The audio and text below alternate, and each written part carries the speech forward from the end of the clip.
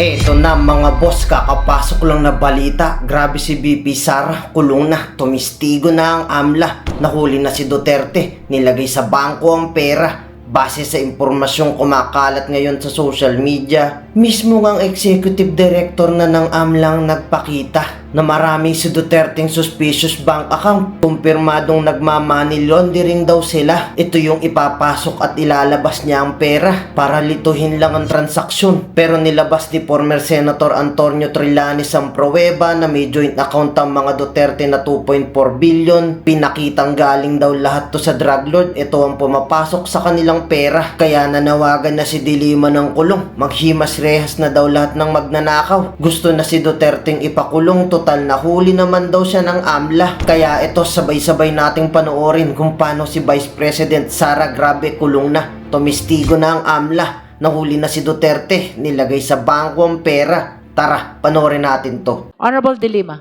Thank you, Madam Chair. May I proceed with my clarificatory questioning? kindly proceed.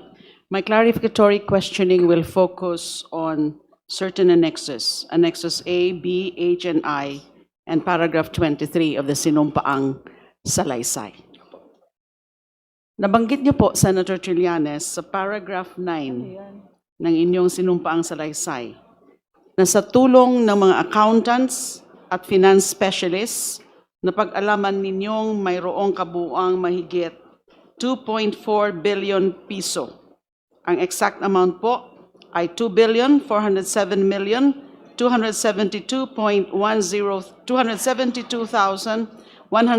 2,407,272,103.75 na pumasok at dumaloy sa mga joint bank accounts ng mag-amang Rodrigo at Sara Duterte. Tama po ba? Opo, tama po, Your Honor. Nabanggit nyo rin po kanina na mayroon kayong kopya ng summary ng mga deposito at o mga inter-account transfers na indineposito sa mga accounts ni na Rodrigo Duterte at Sara Duterte. Tama po ba? Tama po, Your Honor. At ito po ay naka-attached as Annex A sa inyong affidavit. Tama po? Tama po, Your Honor. Madam Chair, we may request that Annex A of the Sinumpaang Salaysay be flashed on the screen. Secretariat, kindly flash Annex A of the Sinumpaang Salaysay. Sino pong gumawa ng Annex A? Senator Trillanes. Ito pong Annex A ay in-extract namin dun sa original document na nasa Annex H. Dahil ang binigay po sa amin ay yung bali ganito po, no? Aside sa isang soft copy, ang binigay po sa amin ni Ginoong De Mesa ay ganito po na dokumento. So mahaba po siya. Yung kabuuan po yan, yung Annex H. Yes. Yung Ito po, kabuuan, actually, ang parang kompleto. Yun po ang sinasabi nyo. Opo. At ito yes, pong ma'am. Annex A ay alin naman po Ito as naman- extracted from that? In-extract po ito lahat po ng naideposito o nag-credits doon sa joint account ni Sara Duterte at ni Rodrigo Duterte po. Okay, Your Honor. wala pa po ba yung... Secretariat, may we know if we have the Annex A already? Ready to be flashed in the screen? habang nandito po, Madam Chair, Yeah. ang Executive Director ng AMLC, I would like to direct some questions to him as well. Gusto ko po sanang ipa-verify sa Honorable Executive Director ang ilan. Pipili po ako ng 5. Parang may pagka-random po yung pagkakapili ko ng 5 na mga entries dito sa Annex A na siyang summary ng mga deposito o mga inter-account transfers na indineposito sa mga accounts ni Rodrigo Duterte at Sara Duterte. Maaari ho bang gawin yon, yung pag-verify sa dala-dala nyo na records? Naisabit ko na po, Madam Chair, yung records. But if this is part of your report, perhaps you can verify. If there are specifics that I can Yes. check with the report, if it's part of the report. If the transactions are part of the subpoenaed documents of AMLC, I think the Executive Director can confirm whether or not the same pertains to the same transaction? Halimbawa po, Annex A. Number 9 po sa listahan. Base po dito. Annex A number 9. Annex A, number 9 ng listahan po. Mayroong pumasok na mahigit 55 million or exact amount 55,131,747.32 noong March 26, 2014. Can we mark number 9? It's There. March 28, Your Honor. Oh yes, I stand corrected. It's March 28.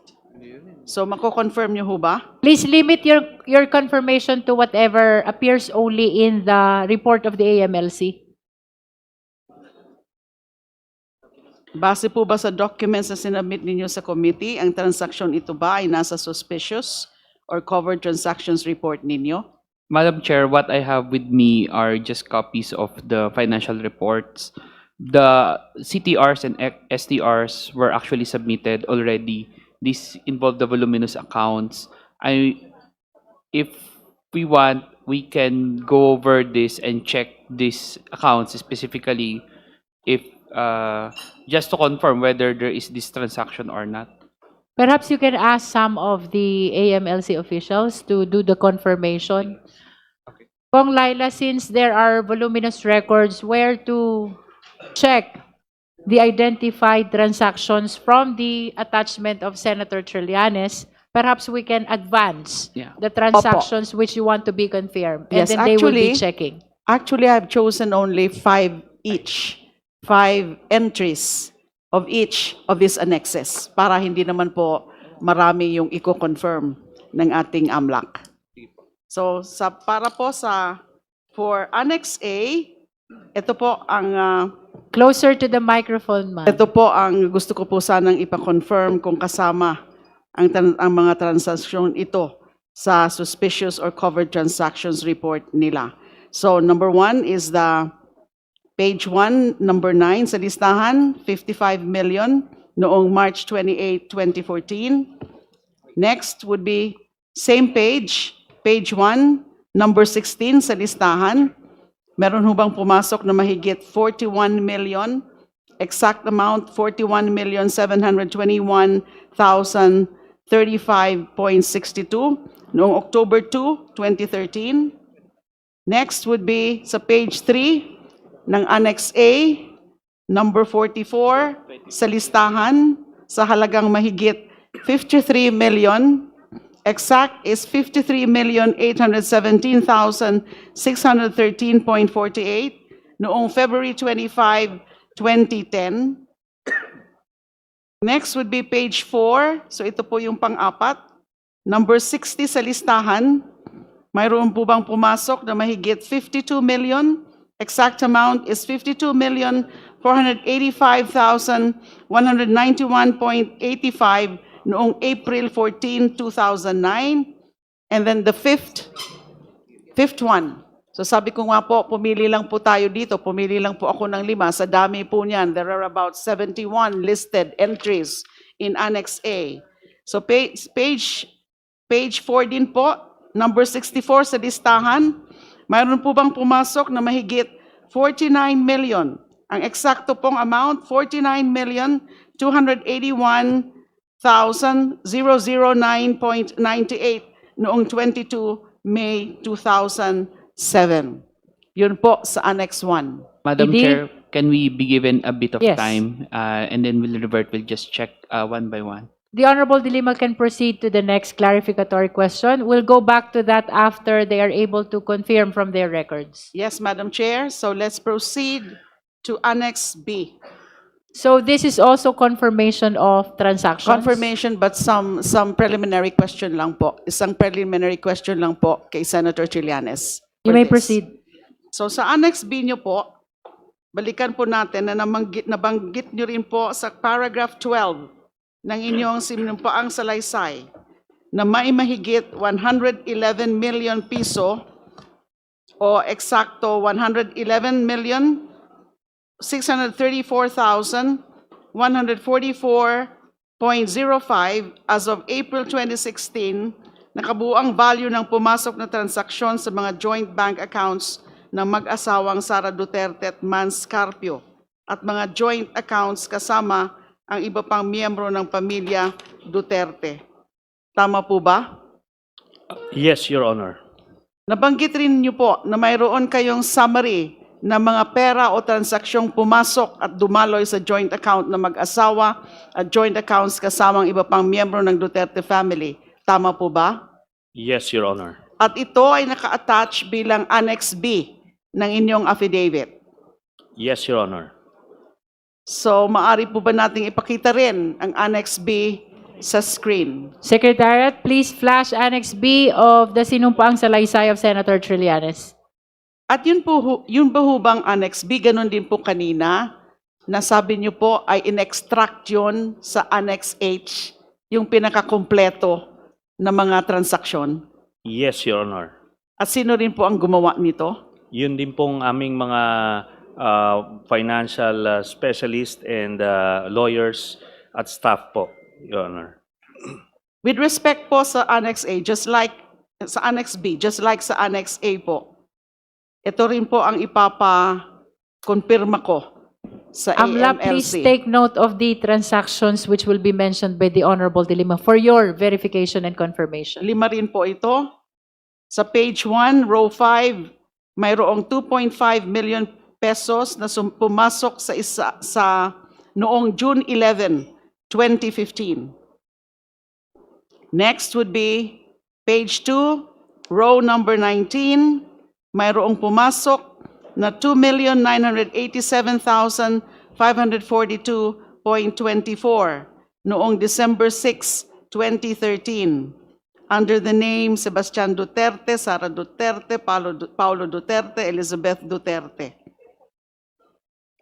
Pangatlo po, sa page 2, rin po, row number 20, meron ho bang pumasok na 2,926,594.60 noong January 31, 2012.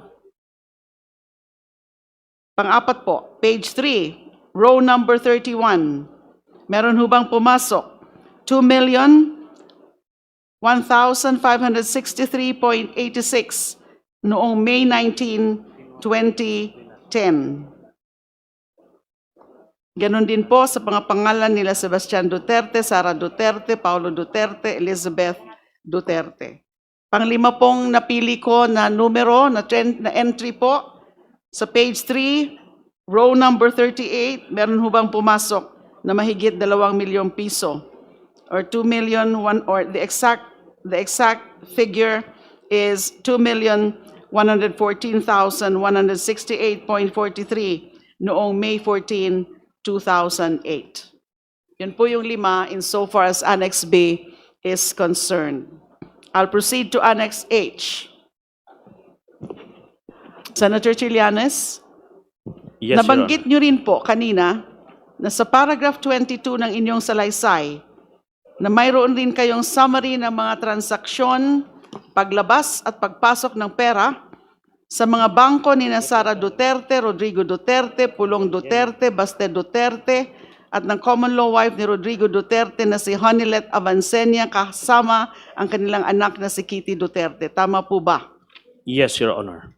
At ito ang dokumentong naka-attach bilang Annexes H and Sub-Annexes Inclusive ng inyong salaysay. Yes, Your Honor. At yan po yung sinasabi nating master list or master table. Yes, Your Honor. So maaari rin po ba nating ipakita, Madam Chair, sa screen yung Annex H? It's already in the screen, Honorable De Lima. Salamat po.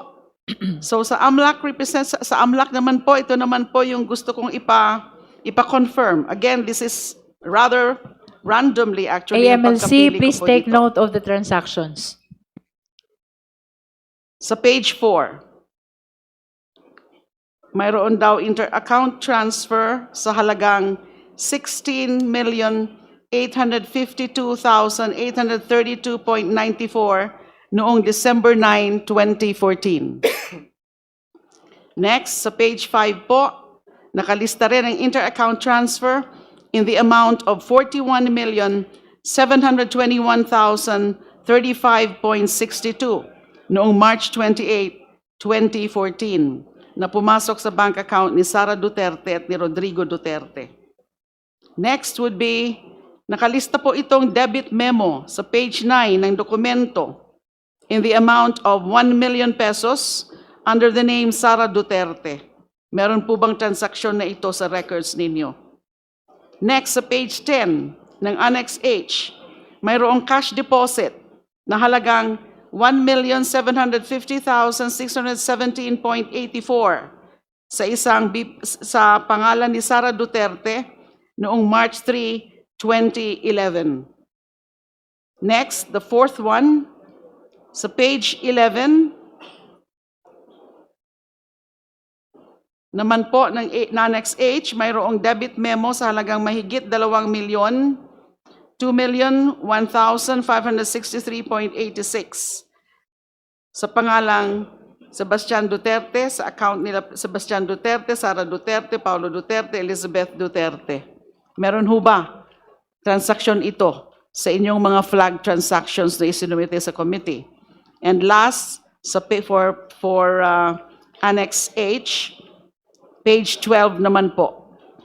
Another example, mayroong credit memo sa halagang 10,374,307.49 sa pangalang Sara Duterte at Rodrigo Roa Duterte. Kasama rin ho ba ito sa mga flood transactions? I wish to point out, Madam Chair, na sa pagpili ko po dito ng mga parang mga random entries, ay hindi ko na po siyempre sinama yung mga napili ko rin doon sa Annex A and Annex B dahil ito nga pong Annex H is already the master table. Senator Trillanes, sa paragraph 23 po ng inyong sinumpaang salaysay, nabanggit nyo rin na base sa impormasyong inyong nakalap, tumanggap ng pera o nag-encash ng cheque si Sara Duterte at iba pang miyembro ng kanyang pamilya mula sa isang kilalang drug lord na si Sammy Uy o Samuel Uy. Tama po ba? Yes, Your Honor. At ito ay naka-attach bilang Annex I ng inyong affidavit. Tama po ba? Yes, Your Honor. May we flash again, may we flash also, Madam Chair, Annex I on the screen. Secretariat, kindly flash Annex I.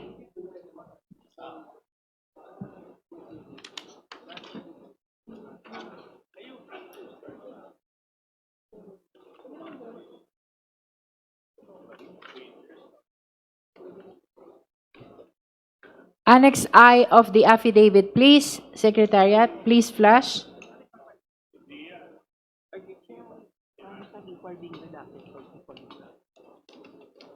Secretariat is requesting for few minutes. There. Opo. Alala ko rin po, nabanggit nyo, na itong mga transaksyon na ito, mga entries na ito, para na ang recipient ay si Sara Zimmerman Duterte, Rodrigo Roa Duterte, Sebastian Duterte, Paulo Duterte, at Shelito Avancenia, na supposedly galing kay Samuel Uy, kilalang drug lord na si Samuel sa Sammy o Samuel Uy. Mga nasa manager's checks po ito. Tama po ba? Yes, Your Honor. At kapansin-pansin din po, na karamihan ng entries dito, kasama na yung, yung kung saan ang recipient ay si Sara Zimmerman Duterte, uniform amount. Di ho ba? Yes, Your Honor. Kay Sara Duterte, yung dated March 17, 2011, October 25, 2011, and April 24, 2011, lahat po yun, yung tatlo na yun, ay in the amounts of 7,440,846.07 uniform amounts. Yes, Your Honor. And same with the one of Digong Duterte as well. Yeah, two of the 3 Yeah, two of the three. kay Digong Duterte, Rodrigo Duterte. Ganon din yung para kina Sebastian Duterte, mga uniform amounts in manager's checks. Yes, Your Honor. Ganon din po yung kay Paulo Duterte, uniform amounts. Yung kay Sebastian Duterte po, uniform amounts of 10,316,592.68 or 0.18 or 0.68. At yung kay Paulo Duterte, uniform amounts of 9,703,609.39. At yung naman kay Shelito Avancenia, uniform amounts din po, limang entries po ito, 10,655,371.81. Tama po ba? Doon po sa kay Hanilet Abansenya, same po yung last three, pero yung first two, less than 1 peso and 50 centavos. Okay. Parang ganun po. Halos pareho. Yes, Your Honor. Opo. At i-point out ko lang, Your Honor, na makikita nyo yung pattern ng deposito. Kaya tinawag ko ito na dividendo dahil meron pong pattern yung pag-deposit nila or pag-encash ng manager's check ng April or March tapos October. So, ganun palagi po yung pattern niya. Every 6 or 7 months Ang pagpasok.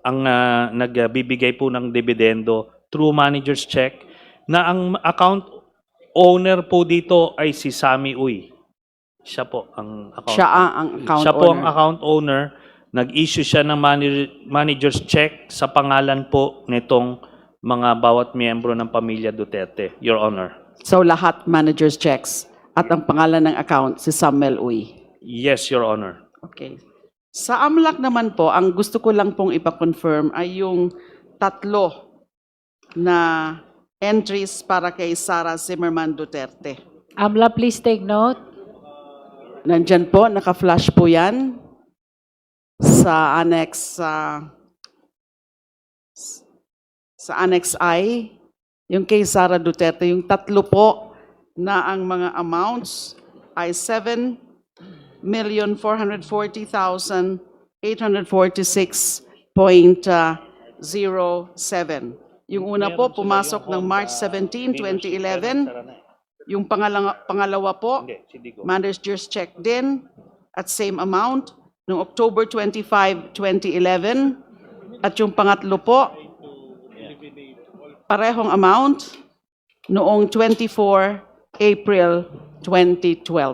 So yun po ang gusto ko po sanang ikumpirma ng AMLAC kung kasama sila doon sa listahan, doon sa mga suspicious transactions. AMLA, please signify once you're ready to answer. And please limit your answer to the queries of the Honorable De Lima as to whether or not they are part of your report. That is to be consistent to the nature of our proceeding.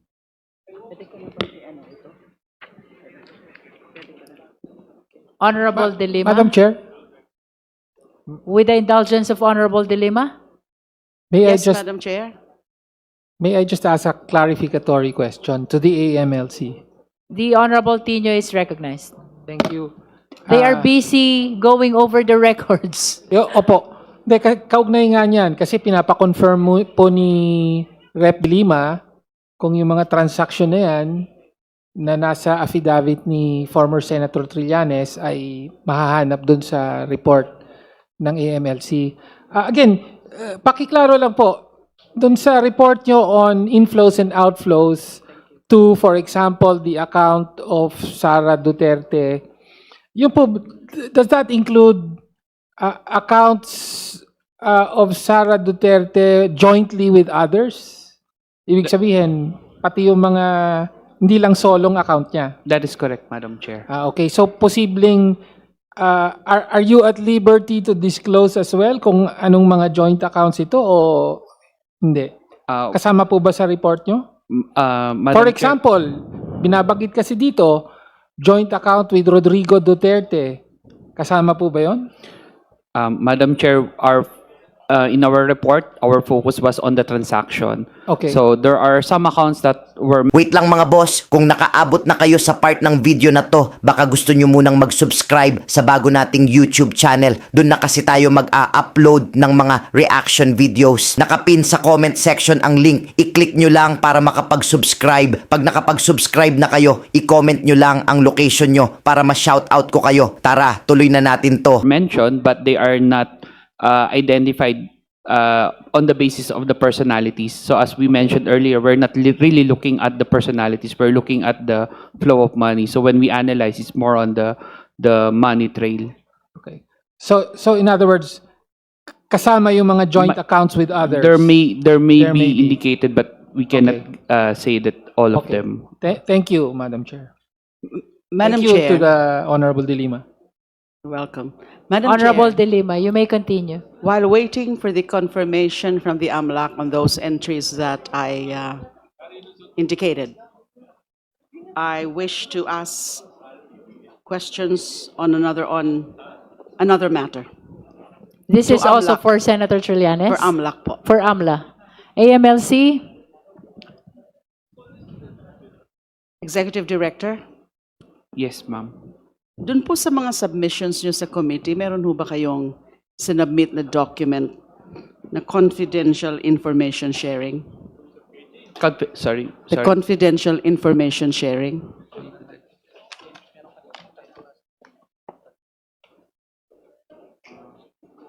Yes, Madam Chair. There is. It's the one flashed earlier. The confidential information sharing. Ito ho ba yung the document consisting of 15 pages That is correct, Madam Chair. and that the subjects of this confidential information sharing are subject number 1, Sara Zimmerman Duterte, and subject number 2, Attorney Manasseh Reyes Carpio. That is correct, Madam Chair. Can we ask you, Mr. Executive Director, to read please for us? speak closer to the microphone, Kong. Can we ask you po to read for us paragraph 14 of that confidential information sharing under the caption derogatory records involving subject number 1, Sara Zimmerman Duterte? Can you please read for the record? So based on records, derogatory records, number 14, VP Sara was the subject of suspicion in 27 confidential reports submitted by covered persons on 2 August 2024 to 29 January 2026, citing suspected activities involving drug trafficking and related offenses, graft and corrupt practices, and malversation of public funds and property. Drug trafficking and related offenses, so triggered in connection with the House Quad Committee hearing on former President Rodrigo Duterte's war on drugs, as well as by news reports alleging the involvement of VP Sara's husband in the 6.4 billion shabu importation in 2017. Graft and corrupt practices / malversation of public funds, there are in relation to news articles related to the impeachment case filed against VP Sara in 2025, as well as alleged misuse of confidential / intelligence funds. Pwede po bang ma-flash din po yan sa screen? Do we know what particular page is this? Paragraph 14, Page 6, Madam page Chair. 6 of 15. Paragraph 14. 14, Page page 6. 6. Yan po. Medyo hindi ho masyadong mabilis ho kasi masyado yung pagkakabasa kanina ni Executive Director. So I deemed it proper na ipakita po dyan. So that's derogatory records. At merong sinasabing suspected activities involving drug trafficking and related offenses, graft and corrupt practices, and malversation of public funds and property. So can we say that this is actually a product of the financial investigation? Pag nakalagay po, pag meron po kayong ganitong confidential information sharing, galing po saan ito? This one is reported by the banks, by the covered persons, By the- Madam Chair. By the covered by the bank covered or banking persons. institution as reported to you? Yes, As yes, reported to Madam Chair. AMLC? Yes, Madam Chair.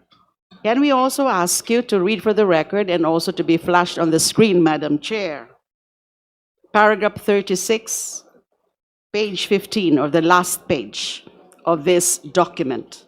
Paragraph 36, page 15. Can we ask the Honorable Executive Director to also read for the record as it is flashed on the screen? Derogatory records 36. Attorney Carpio was the subject of suspicion in 17 confidential reports submitted by covered persons on 14 September 2017 to 25 April 2025, citing suspected activities involving drug trafficking and related offenses and malversation of public funds and property. For drug trafficking and related offenses triggered in connection with the news report on alleged involvement in the 6.4 billion shabu importation in 2017. Malversation of public funds triggered by news articles in relation to his wife, BP Sara, alleged misuse of confidential/intelligence funds.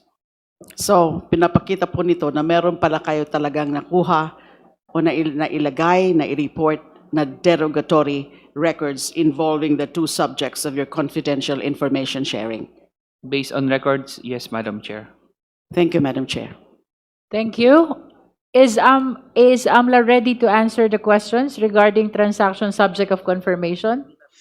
Whether or not the same appear in the AMLC report submitted to this committee. Are you ready? If you need more time, then we may proceed to other resource persons. So, Are you ready? we are ready partially, Madam Chair, so we can at least... Okay. Please mention first the amount The and annex. then whether it's part or not of your report.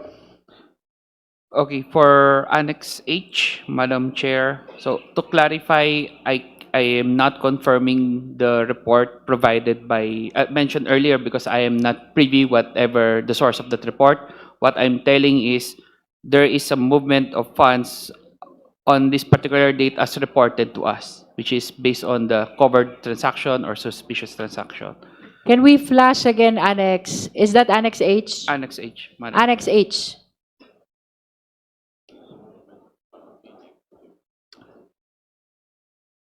To be responsive to the request of the Honorable De Lima, can you at least say whether that transaction is part of the report of AMLC? Kasama po ba itong transaction na ito sa report ng AMLC na sinumite dito sa Justice Committee?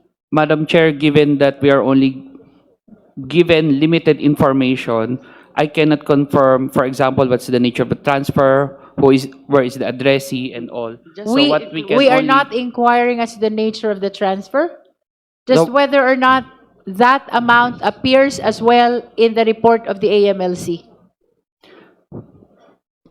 I can confirm, Madam Chair, if there is a movement of funds on that same date with the same amount involving the same That amount. will Will be fine? enough. Yes. Okay. That will be because enough. okay. So for Madam Chair, to be clarified, no? When you say, pag sinabi po ninyong movement, ibig sabihin, may deposito? there's Tama a po ba? transaction. There's From a transaction. From one transaction to another.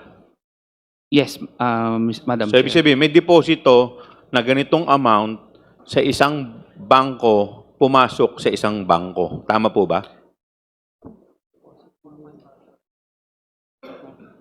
We'll have to verify if it is a fund transfer or fund out or deposit.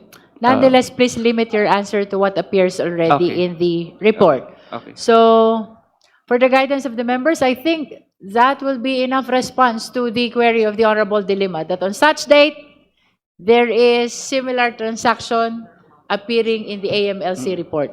Yeah. Let us be consistent to the nature of our proceeding, that we are merely determining the existence of probable cause. Thank you, Madam Chair. Next, So- please. For Annex H, can we show again? Annex H, please flash.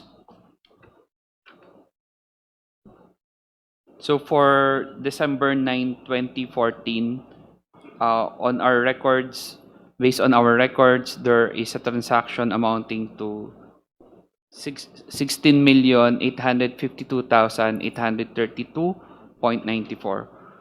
Confirmed, Madam Chair. So similar transaction appear in the AMLC report. Yes, Madam Chair. Next. For March 28, 2014, there is a transaction amounting to 41,721,035 pesos point 62. In other words, it's confirmed. Similar transaction appear in the AMLC report. Next.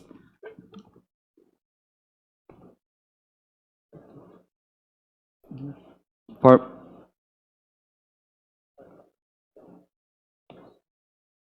Sige. For May 19, 2010, there is a transaction that we saw in the amount of 2,001,000 pesos 563.86. Confirm. Similar transaction appear in the AMLC report. On February 4, 2010, there is a transaction amounting to 10,374,307.49. Confirmed again. Similar transaction appear in the report.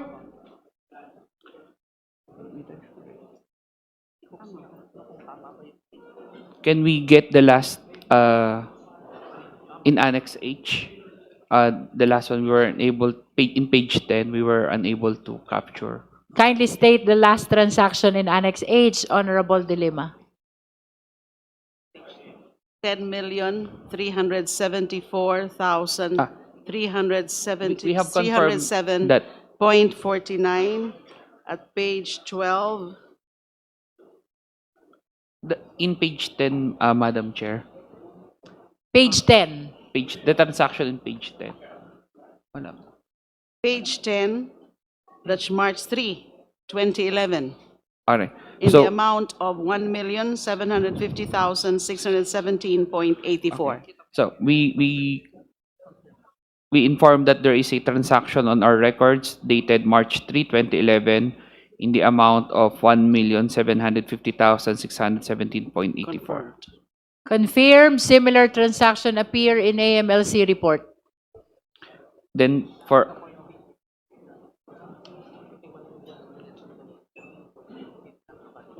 Can we ask the last one, the one involving 1 million pesos, the particular date, Madam Chair? Meron ba? Page 9, 1 million. Dated March 28, 2011. Ay, 1 million? Yes. March 28, 2011. Okay. We confirm, rather, we inform that there is a transaction in the amount of 1 million on March 28, 2011. Confirmed as well. Similar transaction appear in the AMLC report. That's a total of how many transactions, Honorable De Lima? It's supposed to be 5. Total of 5 transactions for Annex H, all confirmed by the AMLC. Similar transactions appear in the AMLC report. Are you ready for the next annex? Yes, Annex I. Annex I. That's the one from Samuel Uy. Sami Uy. Please flash Annex I.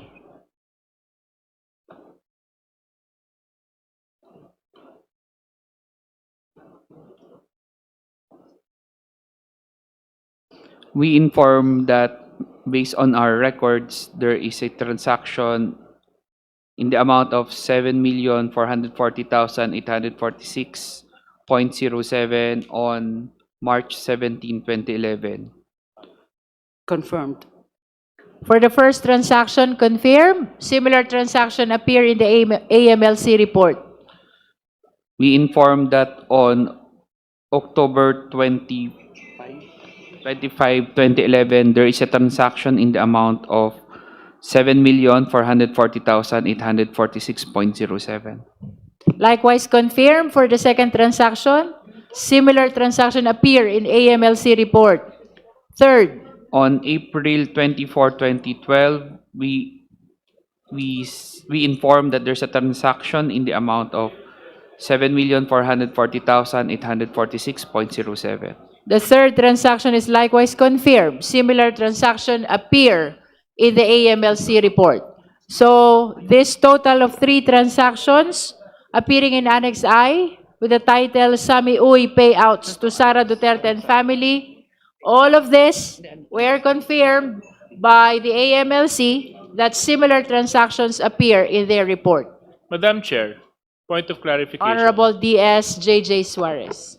Tama po ba ang pagkaunawa ko na ito pong kinukumpirma ng AMLC ay yung mga lumabas sa sinumpaang salaysay ng ating dating Senador Sonny Trillanes? That is correct. So ito po yung mga ilan sa mga bank records na binabanggit. Ngayon po, at nakakailang banggit na po tayo na lumalabas ay tama.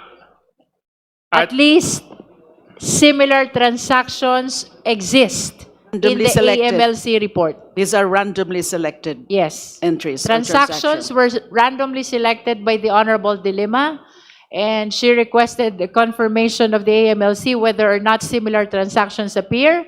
And so far, 8 transactions have been confirmed already by the AMLC. Maraming salamat po, 8 Madam out Chair, of for the 8. clarification.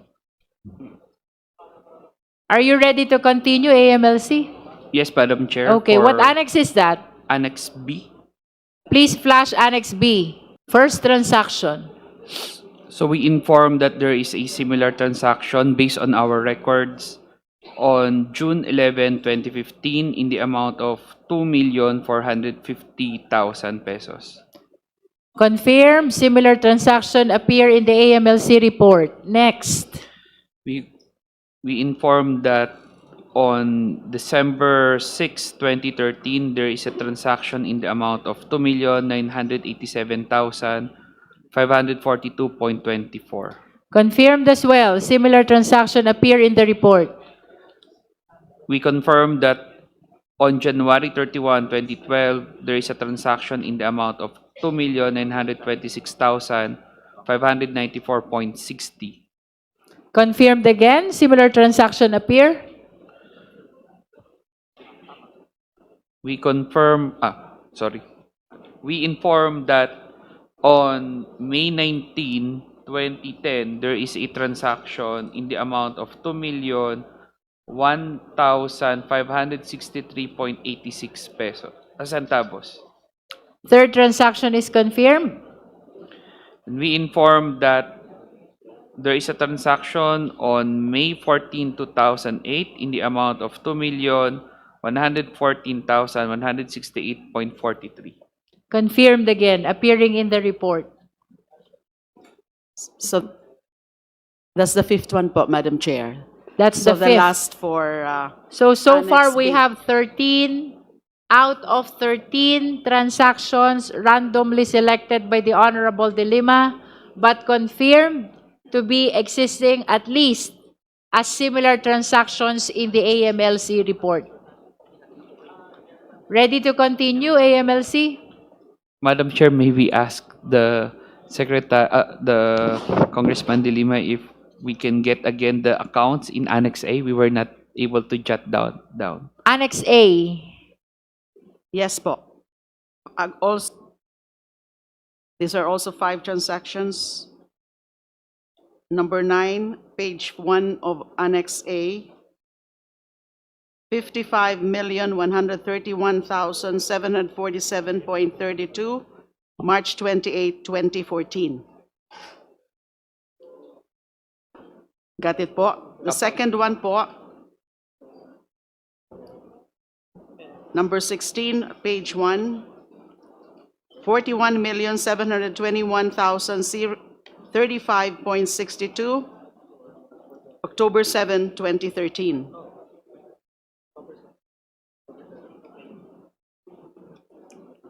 Third, randomly selected entry at page 3, number 44, page 3, amount of 53,817,613.48, February 25, 2010. Fourth, at page 4, number 60, amount of 52,485,191.85, April 14, 2009.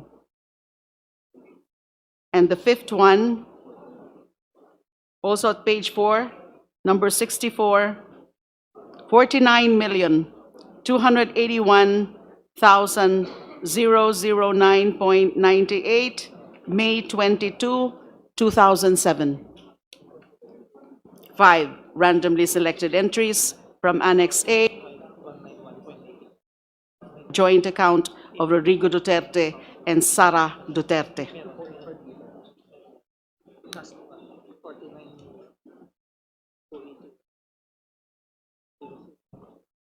Do you need more time?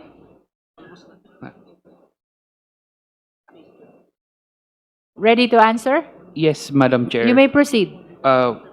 We confirm that for all the dates and amounts mentioned, there are similar transactions existing in the AMLC report. Okay. What annex is this again? Annex A. So 5 out of 5 transactions randomly selected by Honorable De Lima from Annex A is confirmed by the AMLC, at least that similar transactions appear in their report. Are there any other subject of confirmations? No more. Marami po kasi ito, that's why I just randomly selected 5 from each of the annexes. So in total, how many transactions have been confirmed? There are 4 annexes, so 5 times 4, 20, Plus 3. plus 3. So total of 23 transactions were subject matter of request for confirmation. Kasama na po doon yung 3, yung sa Yes. Sami Uy. So 20. 23 out 20. of 23. Oh, 18. 18. Sorry po, We just 18. Because Annex A, Annex B, Annex H, and Annex I. So 4, 3 times 5, 1 is only 3. So 18. Do you confirm that? Total of 18 transactions? We informed earlier that there are 18 transactions mentioned that Okay. that one we mentioned are existing in our report. So based on for our the report record, 18 out of 18 transactions randomly selected from the annexes of Sinumpang Salaysay of Honorable Trillanes were confirmed by the AMLC, at least to the extent that similar transactions appear in their report. That is for the record. Honorable De Lima, do you have further clarificatory questions? Just a manifestation, Madam Chair. So nakita po natin na na-confirm po ng AMLAC yung mga entries na randomly selected from the annexes. At gusto ko ring i-put on record po, Madam Chair, na actually marami po ito. But that's it, because of lack of time, I just opted to ask for 5 from the 3 annexes and 3 from the other annex. Pero marami po. Sa Annex A po, there are a total of 71 entries. Annex B, Annex A, by the way, is the Rodrigo Duterte, Sara Duterte bank transactions. Annex B, which is the Sara Duterte Manscarpio bank transactions, a total of 47. Annex H, the master list, the data, the main record, the master, the the table of all already of the accounts here would be a total of, wala ho palang nakalagay na mga number kung ilan lahat, but this is medyo numerous po ito. And sa Annex A ho, sa Annex I, which is the Samuel Sami Uy payout to Sara Duterte and family, there are a total of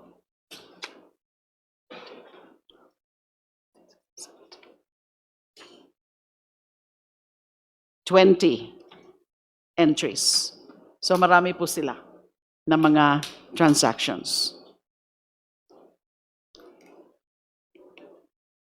So that is all for me, because this is just a clarificatory questions. I just wanted that those clarified, particularly the confirmation. Very significant po yung pag-confirm nung lahat na randomly selected na entries.